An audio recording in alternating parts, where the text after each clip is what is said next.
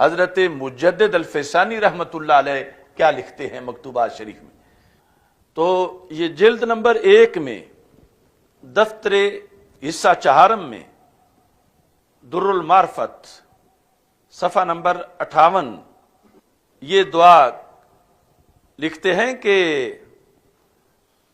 حضرت پیغمبر علیہ الصلاۃ والسلام در احادیث نبوی با اسناد ثقات آمدہ کہ جو رسول پاک صلی اللہ علیہ وسلم کی احادیث ہیں با اسناد ثقات آمدہ، ثقہ اور معتبر اسناد کے ساتھ، کہ حضرت پیغمبر علیہ الصلاۃ والسلام در حق معاویہ رضی اللہ تعالیٰ عنہ دعا کردان، کہ رسول پاک صلی اللہ علیہ وسلم نے حضرت امیر معاویہ رضی اللہ تعالیٰ عنہ کے بارے میں دعا کی ہے. کیا دعا؟ پہلے اللہم علمہ الکتاب والحساب، یہ علیحدہ حدیث ہے دوسری کتابوں میں.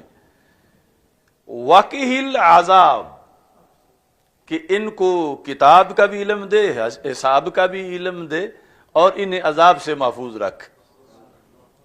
وجائے دیگر در دعا فرمودان اللہم اجعلہ ہادیا و مہدیا، جو ابھی حدیث پیش کی ہے. اس کے بعد کیا لکھتے ہیں؟ وہ دعائے حضرت صلی اللہ علیہ وسلم مقبول است، سرکار کی دعا مقبول ہے.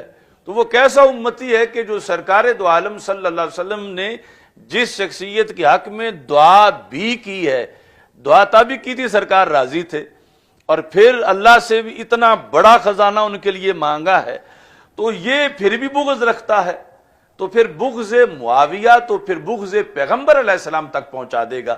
جس طرح کہ سرکار نے واضح فرمایا فمن احبہم فبحبی احبہم فمن ابغضہم فببغضی ابغضہم، صحابہ سے پیار اسی کو ہے جس کو مجھ سے پیار ہے، اور صحابہ سے بغض وہی رکھتا ہے جو مجھ سے بغض رکھتا ہے.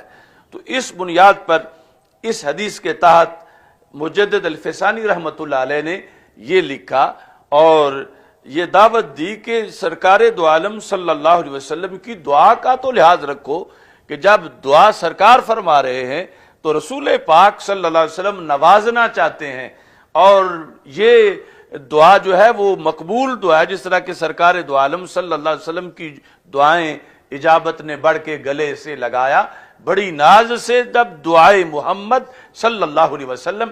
تو اس بنیاد پر یہ مجدد صاحب نے اس سلسلہ میں یہ تحریر فرمائی.